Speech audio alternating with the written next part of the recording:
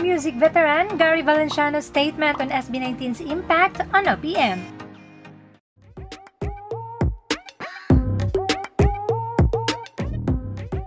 Even then, Mr. Pure Energy Gary Valenciano has always been vocal of his admiration towards SB19. At pinaka-latest dito ay sa concert ni Nestel at Julian. Panoorin ito. Artists like myself, na medyo matagal-tagal na rin sa industriya, 40 years. And kailangan kong sabihin ito, these are not just artists we have here. These are outstanding artists.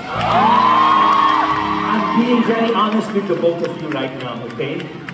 You represent SB19. Hats off to SB19. Napanood ko ang concert nila sa Araneta Coliseum. Julie, but there are very few extraordinary female vocalists. Masasabi ko ngayon na ang kalagayan ng OPM ay nasa mabuting kamay. Pero sa mga katulad nito at mga katulad din yung lahat na nakikinig sa mga tugtugin nila at paminsan-minsan nakikinig din kayo sa mga tugtugin nila. So,